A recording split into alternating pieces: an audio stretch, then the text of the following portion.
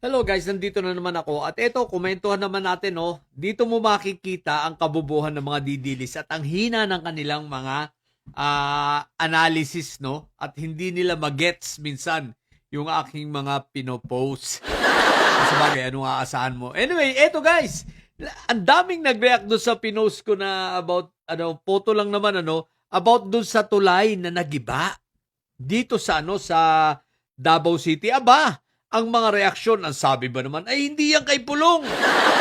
Distrikto yan.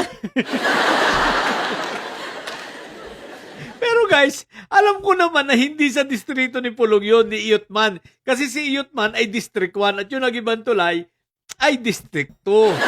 Pero hindi nila na-gets, no? Eto ha, kita nyo na, at least mga didilis, ipapaliwanag ko sa inyo dahil bobo nga kayo. O, di ba? O, una, o di ba, anong pakiramdam nung ibinalik sa inyo ang kagaguhan nyo? O di ba, tanda ba ninyo nung nagiba yung Ditor Bridge dito sa Ilocos Sur? Anong sabi ninyo? Ang sinisisi ninyo ay si Sandro. O di ba, bobo lang kayo? Probinsya. Itong sa Davao City, ang pagkakaiba, ito, Davao City mismo. Pero ito, probinsya yun at ibinato ninyo, ibinintang ninyo ay kay Sandro Marcos. Kung di pala naman kayo nuknukan ng bobo, Ilocos Norte si Sandro Marcos, Ilocos Sur yung tulay na nagiba. Di ba? Ngayon, ibinalik sa inyo, gigil kayo. Gigil kayo ipagtanggol si Iyotman, di ba? Eto distrito lang ang pagkakaiba nito. Di ba? Distrito nga yun. Ibinilik sa inyo, nagigigil kayo. Samantala nung kay Sandro, nagigil ba kami? Natural, hindi. Dahil natatawa lang kami. Ang pangalawa, ito ang kabubuhan ninyo. Okay. Ang tulay na yon ay ginawa noong 2017. Ang tanong, sino ang presidente? Kahit pa sabihin mo ang congressman doon ay Liberal Party, wala kaming pakiroon. Ang tanong doon, sino ang presidente? Nang gawin yun, 2017 maliwanag na substandard. Bakit? Syempre, galing Davao City pa naman di ba? Ngayon, yan ang legacy pagpapatunay lamang ng legacy ni Fentaboy. Bakit? Aba, ang legacy ni Fentaboy mga tulay na bumabagsak. Mga tulay na bawal madaan, mga tulay na nagigiba, di ba?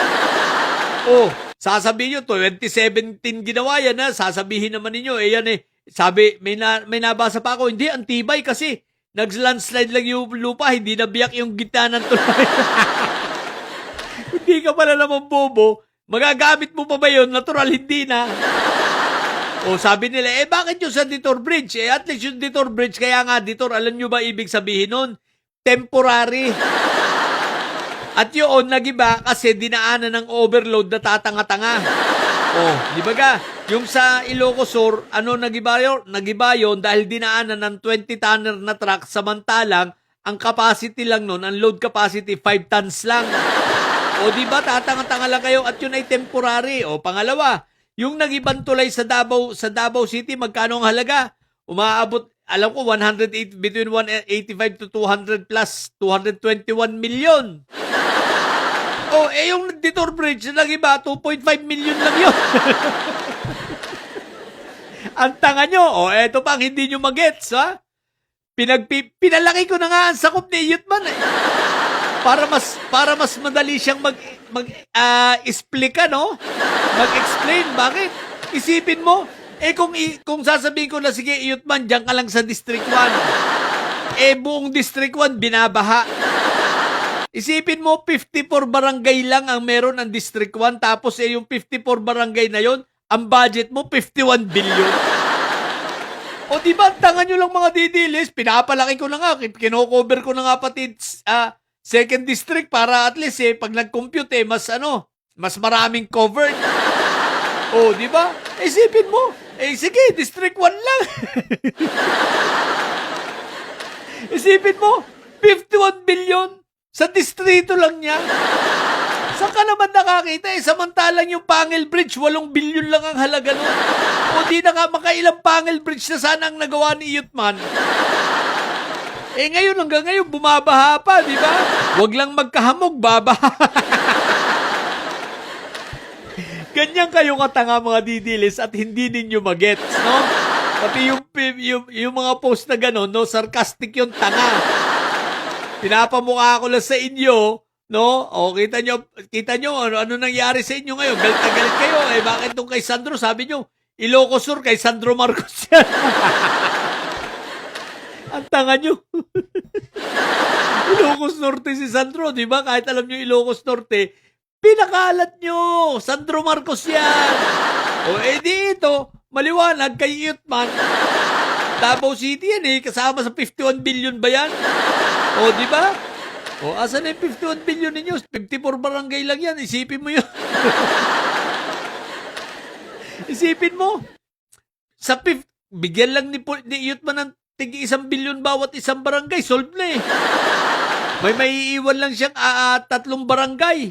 Bakit? 51 billion. O di may maiiwan lang siyang 3 barangay kasi 51 billion yung budget nyo. Isipin mo yun, may budget ang bawat isang barangay ng 1 billion. Ang tanong, nasan? Kaya huwag kayong tatanga-tanga. Di ba mga didilis? O yan ang maliwanag dito, si Fentaboy ninyo, ang legacy, tulay na nababagsak. Tulay na gumuguho. Yung mga pinagawang tulay sa panahon niya, nagsisiguhuan. What the heck? At least, yung sa Ilocos Sur, Detour Bridge yun. Temporary lang yun. Ang halaga lang ng 2.5 million. Eh, itong nagiba sa Davao City, 221 million. Ang tanga nyo talaga mga hinayupa kayo. Yun lang. Sa mga bobo didilis dyan, may sayad na nyo. Ang tatay nyo ay preso talaga.